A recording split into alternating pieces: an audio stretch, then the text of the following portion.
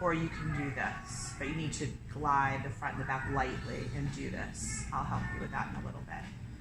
So exercise A. So you're going to sit at an angle. You're going to open up your wrist so your pinky's always on the table. And the first exercise that we're going to be doing is just doing crosses or T's, whatever, however you'd like to refer to them as. You're going to be doing it on here. I'm just going to do it on this paper so we can use it.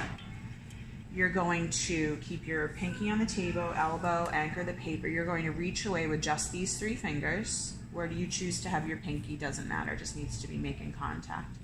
And you're going to, on this paper, do this. Reach away with just these 3 fingers, press down and hold it steady for about a ½ inch. Yours are going to look like this at the beginning, and that's fine. Your goal is just to see them increase. They're not going to be that thick. That's not the goal. That's the confidence of someone that's been doing this for a long time, to show you what's possible. But I just want you to go from this to that. So what we're doing in this whole area is 2 rows about a ½ inch tall of this. Down, steady and slow, and then quick and light from the left to the right. So you're pressing, holding it steady, and then glide, super soft. Grip, glide. You're not going to do anything like this. You're never going to approach the page like that. The nib is always going to be pointing upward. And this is about the angle. You're not going to approach the paper like that. But I'll walk around and help each of you understand all of that. So we're going to do about 20 or so, nice and slow, about that length. Don't worry about the width. Just see them gradually increase. Then walk your fingertips over here of your non-writing hand, and we're going to get used to keeping the pen parallel to the left and the right margin, never like this.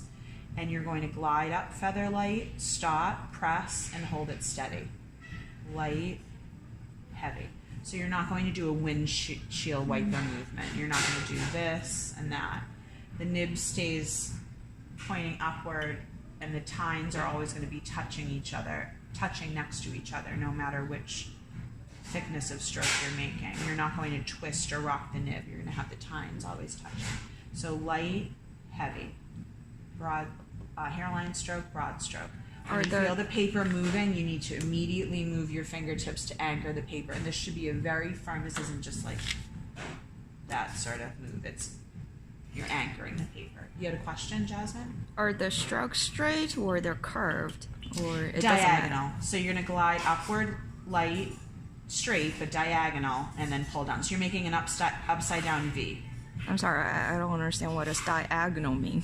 Diagonal direction. This is vertical. Right. This is horizontal. This is diagonal. Okay, gotcha. So vertical, horizontal, diagonal. So in the first exercise, we're doing vertical and horizontal lines. But it's all about pressure. Yes, yeah. So I'm just showing you how it feels to create thick and thin lines moving in different directions. Exercise A is just towards you and across. Exercise B is a diagonal line. So if you're thinking about it as this is the base and this is the top, you're not moving vertically, you're moving diagonally. So you're making essentially an upside down V rather than a T, which is vertical and horizontal. All beginners to pointed pen, so all 3 of you and anyone who's ever learned pointed pen since the beginning of time, when you do this exercise, you're going to feel this. A scratching. Just be patient. Everyone experiences that when they're learning it, and it's a